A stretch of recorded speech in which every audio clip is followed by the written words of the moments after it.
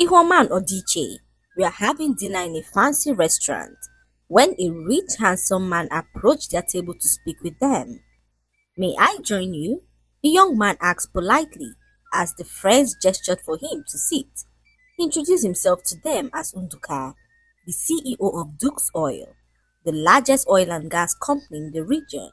Ihoma and her friend Odiche opened their eyes in shock.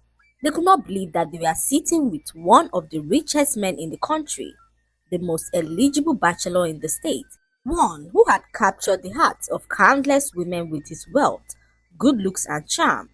Unduka's presence at their table instantly drew the attention of other diners, who whispered amongst themselves and stole glances in their direction. Despite their initial shock, Ihoma and Odiche composed themselves quickly. Ihoma, always the more confident of the two, smiled warmly and asked what could have brought a man of his caliber to a place like this. Surely, you must have finer restaurants at your disposal, she said, as Unduka chuckled and revealed to them that he owned the place. This was my first investment, he said, narrating how attached he was to the place. I visit here once a month because it reminds me of where I came from. He turned to Odiche, who had not said a word since he sat on the table. His eyes fixated on hers as he asked to know her name. Odiche, she said, trying to mask her nervousness, but her voice gave it all away. Unduka asked if he could take her for a drink sometime, and Odiche could feel her cheeks flush. She could not believe that one of the richest men in the state was asking her out on a date. Was this God's way of compensating her for the terrible heartbreak that she suffered a few months ago? Odiche thought to herself as she agreed to go out on a date with him. Nduka then took out his phone and punched in her number, promising to give her a call that evening. As he took his leave, Odiche sat there frozen, wondering if this was all a dream. Unduka Madu wanted to take her out on a date, and Odiche found it hard to believe. Her friend Ihoma could not help but tease her. She took out her phone and searched for his name, reading aloud all the interesting things she saw about him online, including the fact that his wife died a few years ago. Ihoma teased Odiche, calling her Mrs. Madu, and Odiche could not help but feel butterflies in her stomach. They arrived home a few hours later, and Odiche could not wait for Unduka's call. She sat next to her phone, anticipating the call, when suddenly her phone rang. It was her mother, who called to inform her that her son wanted to speak with her. Odiche's face lit up as she conversed with her son, who seemed so delighted to speak with his mother. Hours later, Odiche received a call from a strange number. It was Unduka, who called to check in on her.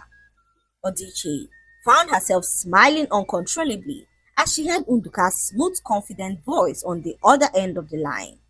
I hope I'm not disturbing your evening, he asked, his voice gentle as he spoke.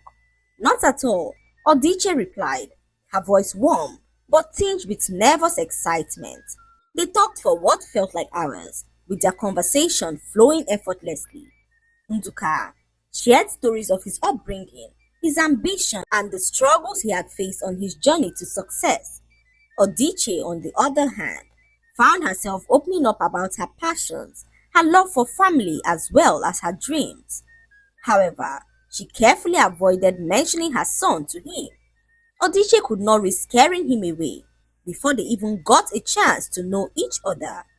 Her plan was to get Unduka to love her deeply before throwing such a bomb at him, believing that the love they both share would help cushion the effect of such a revelation. Over the coming weeks, Unduka showered her with love and attention. He planned elaborate dates and sent her thoughtful gifts that made her feel like the most cherished woman in the world. Odiche was swept off her feet, but the gnawing guilt lingered in her heart as she wondered if the revelation of her son would ruin their blossoming relationship. One evening, after Odiche finished speaking with her son over the phone, her friend Ihoma asked her when she was planning on telling Unduka about her son.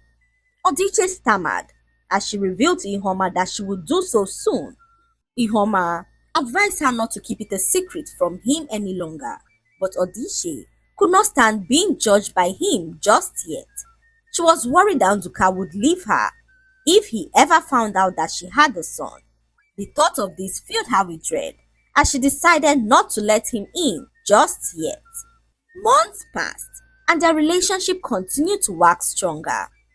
One day, Nduka invited Odiche to his home for lunch. He was a very good cook and wanted to treat her to a meal he prepared by himself. Odiche was so thrilled as she arrived at his grand mansion. Nduka greeted her warmly at the door, and Odiche could not help but admire how effortlessly charming he looked. Nduka was so delighted to see her. He ushered her into the mansion as they strolled to the dining table, which was set beautifully with scented candles and roses. As they ate, they laughed and shared stories, their connection deepening with every moment. However, as they sipped wine after the meal, Nduka's expression turned serious. Odiche, he began, his tone soft but earnest. There's something I need to tell you. Her heart skipped a beat. Was he about to confess something that would shatter the fantasy she had been living? I want you to know how much I care about you. He continued. You've brought so much joy into my life this past month, but there's a part of me that's still healing.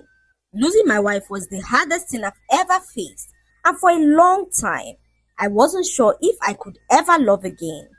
Odiche felt a pang of guilt as he spoke. Here he was bearing his soul, while she was still keeping a vital part of her life hidden from him. But you, he said, taking her hand gently, you've shown me that it's possible to open my heart again. I don't want to rush things, but I also don't want to hold back anymore. I'm ready to build something real with you, Odiche. Tears welled up in her eyes as she struggled to find the right words. She felt overwhelmed by his sincerity and love, yet the weight of her own secrets pressed heavily on her heart. She struggled on if to tell him or not, when Nduka went down on one knee and asked her to be his wife. The diamond ring in his hand sparkled as Odiche agreed to be his wife. Nduka stood up and pulled her into a tight hug. The days that followed were filled with excitement as Nduka planned for Odiche to meet with his mother. He wanted his family to get to know the woman who had stolen his precious heart. Odiche was so nervous, but her joy knew no bounds. She dressed beautifully and arrived at Nduka's family home, ready to make a good impression. However, the reception she got from Nduka's mother was far from warm. Nduka's mother did not seem to like her. She ignored her greeting and kept a stern look on her face throughout their conversation. Odiche tried so hard to stay calm, convincing herself that it was just her nerves, but as the minutes went by, the tension in the room grew unbearable. Nduka excused himself to take a call when his mother spoke up finally, her voice cold and unkind. What makes you think that I will allow you useless thing to marry my son? Before I open my eyes, take your useless self out of my house before I do something that you will regret. She angrily said to Odiche, who picked up her bag and left the mansion in tears. Odiche could not believe what had happened. She returned home and met her friend Ihoma, who rushed to ask why she was crying. His mother sent me out of her house, she said to Ihoma, who could not believe her ears. Sent you out? Why would she do that? Ihoma asked, her voice filled with shock and disbelief. Odiche shook her head as tears streamed down her face. She called me useless and told me to leave before she did something I would regret. I didn't even get the chance to explain myself. She didn't give me a chance, Ihoma. Ihoma hugged her tightly. That woman doesn't know you, Odiche. Do not let her words break you. Nduka loves you and he'll stand by you. But what if he doesn't? Odiche replied. What if his mother convinces him that I'm not good enough for him? Ihoma pulled back and looked her in the eyes. You need to tell Nduka what happened. He deserves to know. He proposed to you because he loves you, Odiche. If he truly cares, he won't let his mother's opinion come between you. Odiche nodded hesitantly as she agreed to talk to Nduka about it. The next morning, Odiche called Unduka on the phone, but he didn't answer. She sent several messages explaining all that had happened, but there was no response from him. Days turned into weeks, but still, Unduka did not care to contact her. Odiche's heart broke as each day passed. She felt lost and abandoned, wondering what she could have done wrong. She decided to pay him a visit one afternoon and was shocked to hear that Unduka was getting married. Odiche could not understand how fast things were happening. She tried everything possible to see Unduka, but Unduka refused to see her.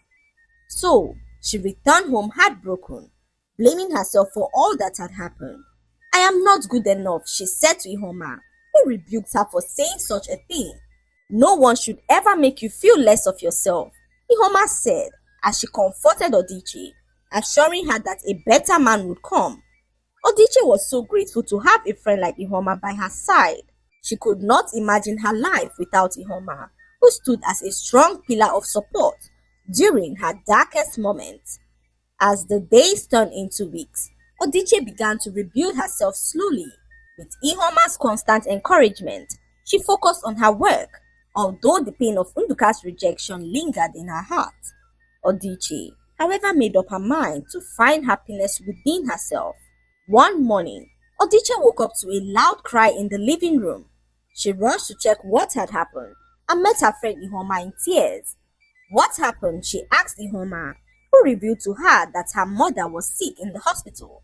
Her condition is so critical, she said, revealing that she had to travel to the village immediately. Odiche felt so terrible to hear this.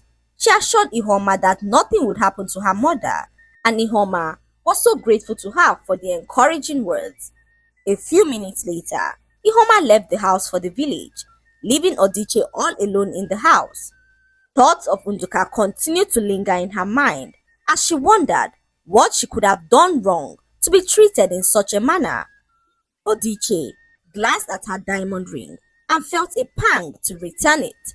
She could not imagine herself keeping such an expensive ring and decided to go return it. Odiche hoped to use this medium to see Unduka, who she hoped would at least give her a reason why he broke up with her in such a way. She arrived at his grand mansion and noticed that an event was currently ongoing. Odiche used the opportunity to gain access into the mansion, hoping to finally see Unduka after weeks of being dumped by him. She strolled through the crowd and realized that it was Unduka's engagement party. Odiche could feel her heart beating through her chest as she tried to come to terms with the fact that this was supposed to be her own engagement party. She stood there in disbelief as her legs rooted to the spot. Her eyes darted across the grand room as she searched for Unduka. The guests were all elegantly dressed, laughing and toasting to the happy couple. The air was filled with excitement, but all Odiche could feel was the heavy weight of Unduka's betrayal. Her gaze finally settled on the couple, who seemed to be having a great time. Unduka stood tall and proud, his arm wrapped around the woman he was marrying, her skin glowing with happiness as she smiled at the crowd. Odiche stood there frozen for a minute, her world shattering, as she realized that Unduka was getting married to her best friend Ihoma, the same Ihoma who had comforted and stood by her during her heartbreak. Odiche could not believe her eyes. All the while, she never knew that her best friend Ihoma was the one behind all the pain that she had been suffering. Odiche could feel her world shatter in that moment. She could not believe why Ihoma would do such a horrible thing to her, pretending to care, while stabbing her in the back in the worst possible way. Odiche stood there shaking as Ihoma approached her with a laugh. "You fool! You think everyone is so stupid, right? You think I never found out?" Ihoma said to Odiche, who stood there shocked as she tried to understand what she was talking about.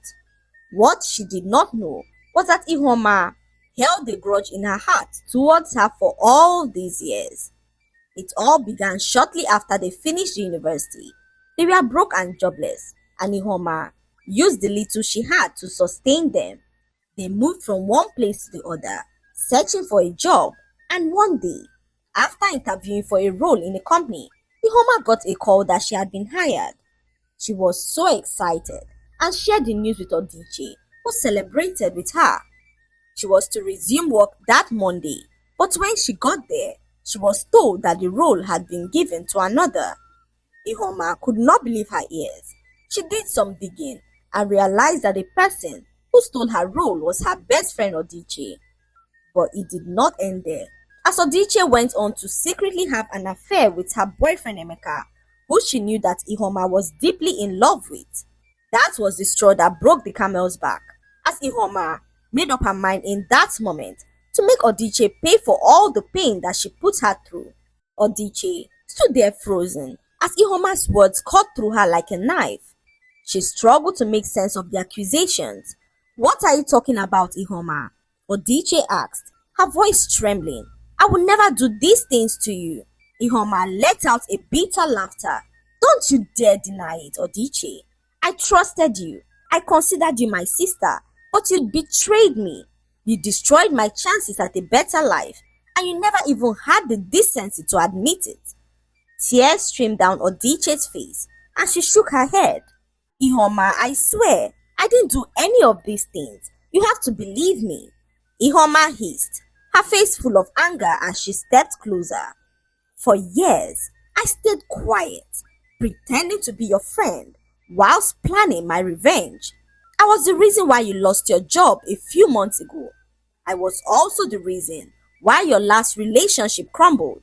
When you met Nduka, I vowed to have him to myself.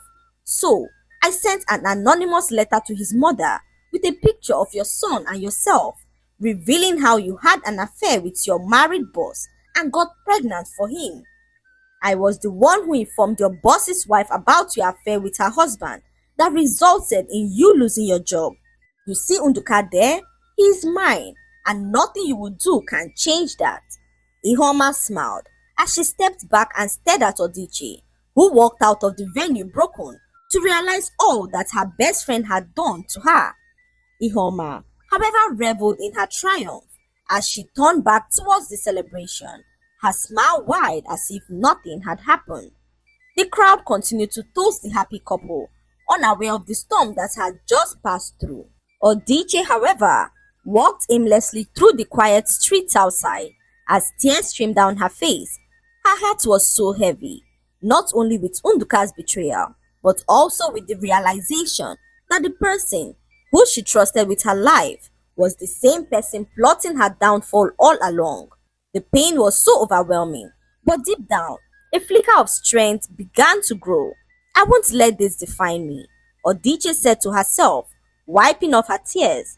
"I may have lost this battle, but I will rebuild my life, and one day, the truth will definitely come to light." For weeks, Odiche avoided contact with anyone, including Ihoma. She poured all her energy into her work, trying to keep her mind off the pain. Ihoma ended up marrying Nduka. She was now the wife of a multi-billionaire and could not wait to live the life that she had always dreamt of. However, on the night of their wedding, something strange happened. Nduka informed Ihoma that she would only wear the clothes of his late wife. He took her to the wardrobe, filled with the clothes of his dead wife, saying that she must honor his late wife's memory by wearing her clothes. Ihoma stood there frozen, and she could not believe her eyes. "What do you mean, Nduka? I am your wife now. Why would I wear another woman's clothes?" Nduka could not hold back his anger and disgust. "You are here because I chose you to fill a void, the void that my late wife left. She was the love of my life, and she will always hold that place in my heart.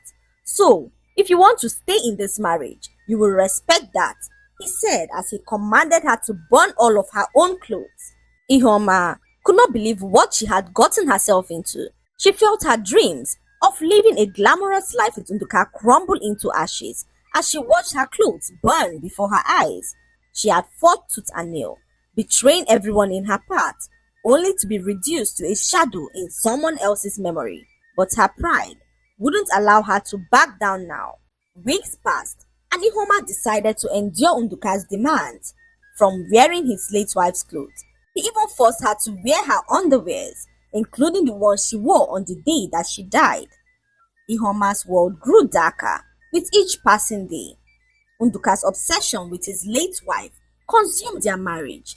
The mansion, once a symbol of wealth and power, became a suffocating tomb where every corner whispered of Adaeze, his late wife. He made no effort to hide his disdain for Ihoma, and his demands became increasingly bizarre. "You'll never be her," Unduka sneered one evening as Ihoma stood before a mirror, dressed in one of Adaeze's elegant gowns. "But you can at least try to preserve her memory," he said. The humiliation broke something inside Ihoma, but she buried her rage beneath a mask of compliance.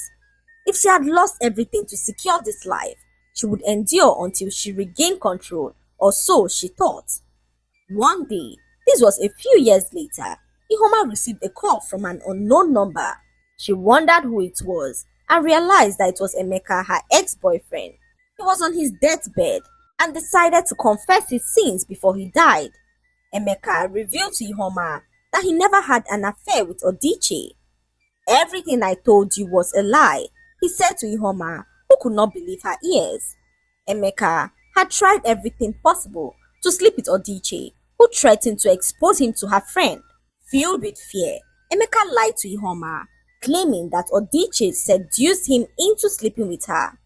"I knew you would believe me because of how much you loved me," Emeka said, as his confession hit Ihoma like a bolt of lightning. Although she felt terrible for accusing Odiche of having an affair with Emeka, she felt justified, remembering how Odiche took the job that was rightfully meant for her. Ihoma clung to the memory of the job Odiche had stolen as a fragile justification for her actions. However, deep down, Emeka's confession began to unravel the narrative that she had used to sustain her hatred for years. She wondered if she had made a mistake by holding on to a grudge without fully understanding the situation. The cracks in her self-righteousness deepened when she decided to revisit her past and confirm the details of the job incident.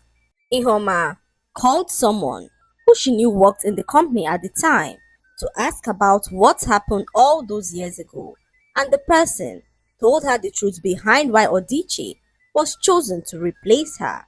It happened that at that very time, the hiring manager was caught hiring unqualified candidates, which were mostly women, for roles that they were not qualified for.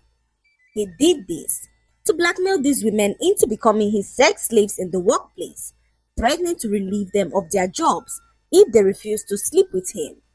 The management found out about this and decided to review his selection once again and realized that Odiche was more qualified than Ihoma for the role. This revelation stunned Ihoma. She had spent years believing that Odiche had sabotaged her. Yet, the truth painted a completely different picture. Odiche was chosen for the job because she was the better candidate, and Ihoma had been caught in the fallout of the hiring manager's corruption. Ihoma realized that her misplaced anger and bitterness had caused her to destroy the life of someone who had never wronged her. The weight of her actions became unbearable. She couldn't shake the memory of how she had sabotaged Odiche at every turn, costing her jobs, relationships, and ultimately her happiness. And now, she was living in a cold and loveless marriage, a prisoner to Unduka's obsession with his late wife. One evening, Ihoma stood in front of the gilded mirror in their bedroom, staring at her reflection. She was draped in one of Adaeze's old gowns, her face pale and lifeless. The woman staring back at her was a stranger, a shadow of the ambitious, lively person she once was. It was then that she made a decision. She couldn't undo the damage she had caused, but she could take responsibility for her actions and attempt to make amends. She needed to face Odiche, confess everything, and accept whatever consequences that would follow. Ihoma showed up at Odiche's door unannounced. She hesitated at the door, her heart pounding as she raised her hand to knock. When the door opened, Odiche stood there, her face a mix of confusion and shock. "Ihoma," Odiche asked, her tone guarded. "I need to talk to you," Ihoma said, her voice trembling. "Please give me a moment, it's important." Reluctantly, Odiche let her in as they both walked into her living room. I know I'm the last person you want to see, she began, tears filling up in her eyes. But I came here to tell you the truth. I came to say I'm sorry. Odiche's expression remained cold. Sorry for what? For ruining my life? For pretending to be my friend while stabbing me in the back? Yes, Ihoma whispered, her voice breaking. I was wrong, Odiche. I believed lies, and I let envy consume me. I thought you took everything from me. My job, my relationship, my future. But the truth is, I destroyed myself by holding on to that grudge. She went on to explain everything. Emeka's lies, her own insecurities, and the fact that she was living a life of misery in her marriage. Ihoma stood in front of Odiche, trembling as she bared her soul to her. The weight of her confession seemed to crush her spirit, leaving her voice barely audible. I don't expect you to forgive me, she said, as tears streamed down her eyes. I just needed you to know the truth. You didn't deserve what I did to you. Odiche sat in stunned silence, her emotions a whirlwind of anger, pain, and pity. The memories of her suffering, the loss of her job, the heartbreak caused by Unduka came flooding back. It felt as though she was reliving every moment of agony, and the person responsible for much of it now stood before her, broken and remorseful. For a long moment, she stared at Ihoma, unsure of what to say. The room felt heavy, as if the air itself bore the weight of their shared history. You destroyed my life, Ihoma, Odiche finally said, her voice trembling with restrained emotions. Because of you, I was humiliated, betrayed, and violated. I lost my job, my dignity, and the chance of building something real with Unduka. And you think that just saying you're sorry will fix everything? Ihoma flinched at Odiche's words, the raw pain in her voice cutting deep. She dropped her gaze to the floor, unable to meet Odiche's piercing eyes. You destroyed my life, Ihoma, Odiche said, as her voice shook in extreme pain. My boss, who you accused me of sleeping with and reported to his wife, raped me one night when he tricked me into staying back in the office to help with work. You made me suffer again for something that I had tried so hard to bury in my past. The pain was so fresh in her heart, but Odiche could not help but thank God for saving her from marrying a man like Unduka. She could only imagine what her life would have been, living under the shadow of a dead woman and forced to wear her clothes and underwear. Ihoma, in that moment, could feel the pain in Odiche's voice. She knew she didn't deserve her forgiveness and regretted why she allowed her anger and envy to consume her. She let her pain blind her to the truth and turn her into one that she could not recognize. I am so sorry, Odiche. I don't deserve your forgiveness, she said as Odiche clenched her fist, struggling to contain her emotions. Part of her wanted to scream, to unleash all the rage and bitterness that had festered inside of her, but another part, one that had grown stronger through these trials, urged her to take a different path. Ihoma, Odiche began, her voice softening. Do you have any idea what it took for me to survive everything you put me through? I had to rebuild myself from the ground up, piece by piece. And now, after all these years, you come here expecting what? Closure? Redemption? Ihoma shook her head. I don't expect anything, Odiche. I just wanted to take responsibility for what I did. You didn't deserve any of it, and I am so sorry. The sincerity in Ihoma's voice got to Odiche. She saw the regret etched into her old friend's face, the way her shoulders sagged under the weight of her guilt. It was clear that Ihoma had suffered in her own way, trapped in a loveless marriage and haunted by her choices. Taking a deep breath, Odiche closed her eyes and allowed herself to reflect. She thought about her son, the light of her life, who had given her a reason to keep going. She thought about the countless nights she had cried herself to sleep, only to rise stronger the next day. And she thought about the kind of person she wanted to be, not one consumed by bitterness, but someone who could find peace despite the pain. When she opened her eyes, her expression had softened. Ihoma, she said slowly, I forgive you, because no one is above mistakes. I've learned that holding on to anger only hurts me more, so I won't let your actions define me or keep me from finding happiness. Ihoma looked up, her eyes wide with disbelief. Are you saying you forgive me? I forgive you, Odiche said, her voice steady. Not for your sake, but for mine. I need to let go of this pain so I can move forward with my life. But that doesn't mean we can go back to the way things were. Too much has happened. Tears spilled down Ihoma's cheeks as she nodded. I understand. Thank you, Odiche. Thank you for giving me this chance, even though I don't deserve it. Odiche stood and walked to the window, staring out at the world beyond. I hope you find peace, Ihoma, and I hope you learn from this. Life is too short to be consumed by envy and hate. Ihoma rose, clutching her handbag tightly. I'll never forget this, Odiche. I'll try to be better, for whatever it is worth. Without another word, she turned and walked out of the door, leaving Odiche alone with her thoughts. As the door clicked shut, Odiche felt a strange sense of relief. The pain hadn't vanished, but it no longer felt as heavy. She had taken the first step towards healing, and for the first time in years, she felt a glimmer of hope. That was how Ihoma lived a life of continuous torment in a marriage where she was never appreciated or seen. She lived under the shadow of a dead woman who ruled her home even from the grave. Her only compensation was the fact that she was married to a billionaire and had access to wealth and luxury. Yet, deep within, Ihoma knew that no amount of riches could fill the void in her soul or erase the guilt of her past actions. The lesson to be learned from this story is that revenge is a double-edged sword that not only harms the target but also the one who wields it. Betrayal, whether through envy or dishonesty, fractures bonds that are often irreparable. Ultimately, the story teaches us that life is too short to be consumed by envy and deceit. Therefore, building a life of integrity, love, and forgiveness is a sure way to find true fulfillment, whilst revenge and dishonesty can only lead to destruction and regret. I hope you enjoyed the story.